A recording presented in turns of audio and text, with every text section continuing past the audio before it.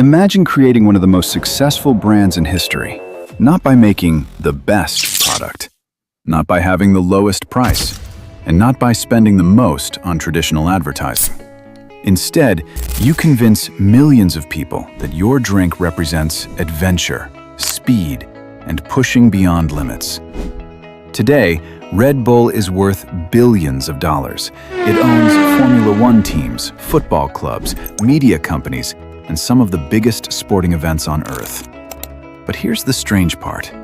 It all started with a drink that wasn't even invented in Europe.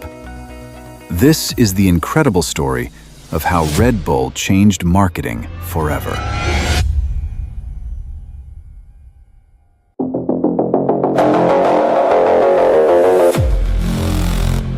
In 1982, Austrian businessman Dietrich Mateschitz was traveling through Thailand for work.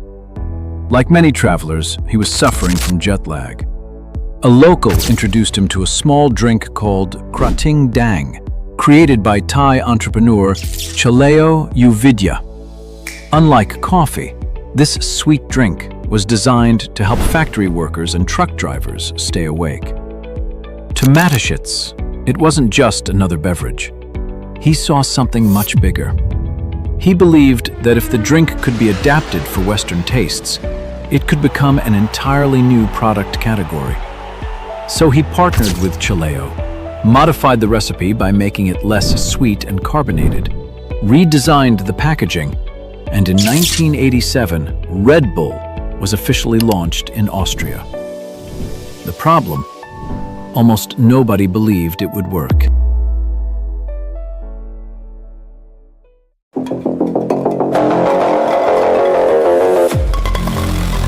Everything about Red Bull seemed wrong. It came in a small can. It cost more than soft drinks. The taste divided opinion, and energy drinks were almost unknown in Europe. Most companies would have spent heavily on TV commercials, but Red Bull couldn't compete with giants like Coca-Cola or Pepsi. So instead of advertising the drink, they decided to advertise a lifestyle. That decision would change marketing forever.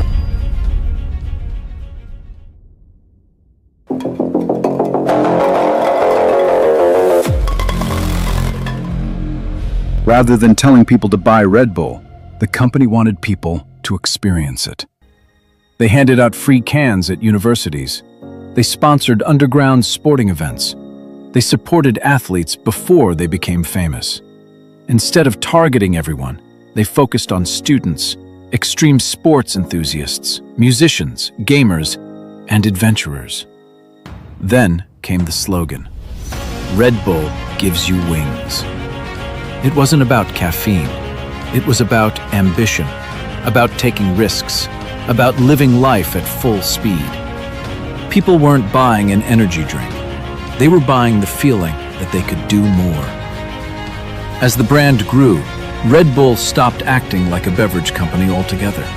It became a media company, producing documentaries, broadcasting sports, creating events, and generating content that millions wanted to watch, even if they never bought a can.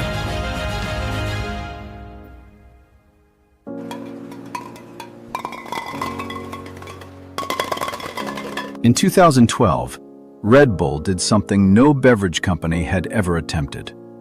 They sent skydiver Felix Baumgartner nearly 39 kilometers above Earth in a giant helium balloon. Millions watched live. No one knew if the mission would succeed. When Felix stepped off the edge of the capsule, he became the first person to break the sound barrier in free fall. It wasn't just a scientific achievement. It became one of the most talked about marketing events in history. For days, the world wasn't talking about an energy drink.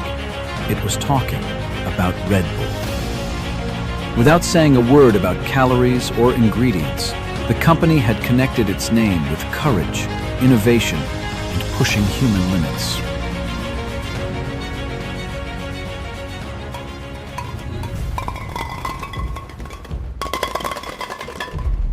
Today, Red Bull sells billions of cans every year. But its greatest achievement wasn't inventing a better drink. It was creating a brand that people wanted to be part of. While many companies spend billions trying to interrupt your attention with ads, Red Bull creates moments that people choose to watch. That's why it owns racing teams, football clubs, music festivals, and media studios. Because every exciting story, every breathtaking event, and every impossible achievement reinforces the same message. Red Bull isn't just selling energy, it's selling possibility. And that's the lesson every business can learn. People rarely remember products, but they'll never forget a story.